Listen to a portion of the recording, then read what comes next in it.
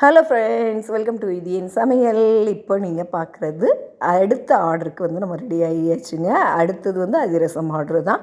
இது வந்து ஆல்ரெடி வந்துக்கிட்டே இருந்தது 2 வாரமாக. நான் தான் இல்லைம்மா கொஞ்சம் ரெஸ்ட் எடுக்கணும், ஒரு 2 வாரம் கழித்து கொடுக்குறேன் அப்படின்னு சொன்னேன். அந்த ஆர்டரு இப்போ நான் இன்றைக்கும் கொஞ்சம் மாவு அனுப்ப வேண்டியது இருக்குது, நாளைக்கும் அதிரசமும் அனுப்ப வேண்டியது இருக்குது.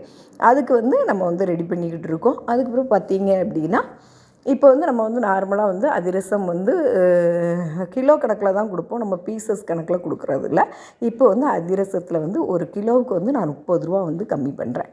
என்ன காரணம் அப்படின்னா, தீபாவளிக்கு அடுத்தது வந்து கொஞ்சம் கம்மி பண்ணணும் அப்படிங்கிற ஒரு ஆசை எனக்கு ரொம்ப நாளாக இருந்தது.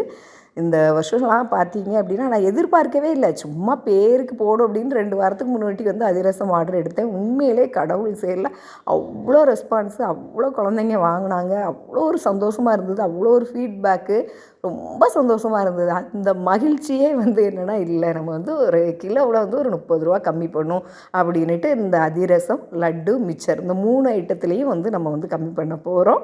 ஆனால் ரேட்டு கம்மி பண்ணுறோங்கிறதுக்காக நம்ம வந்து குவாலிட்டியில் வந்து எந்த ஒரு காம்ப்ரமைஸும் கிடையாது. என்றைக்குமே குவாலிட்டி அதே குவாலிட்டி தான் கொடுப்பேன். இப்போவுமே பார்த்தீங்க அப்படின்னா நேற்று வந்து ஒரு 7 கிலோ அரிசி வாங்கி நான் போட்டேன்.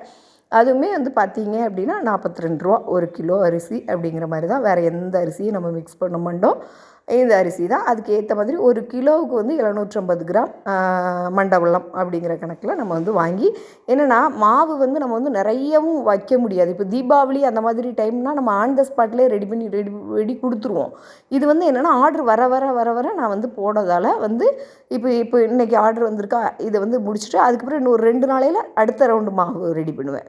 அப்போ தான் மாவு வந்து உங்களுக்கு ரொம்ப புளிச்சிடவும் கூடாது. இதை வந்து நம்ம ஃப்ரிட்ஜுக்குள்ளேயும் தூக்கி வைக்க முடியாது, வெளியே வச்சு நம்ம யூஸ் பண்ணுறதால அதுக்கு ஏற்ற மாதிரி மாற்றி ஆர்டர் வர்றதுக்கு ஏற்ற மாதிரி தான் நம்ம ரெடி பண்ண முடியும். அதனால் இப்போ நேற்று 7 கிலோ போட்டிருக்கேன். இது இல்லாமல் இன்னும் 3 கிலோ மாவு தனியாக வேறு என்கிட்ட இருக்குது. அது வந்து ஒரு 4 நாளைக்கு முன்னாடி போட்ட மாவு வேறு இருக்குது.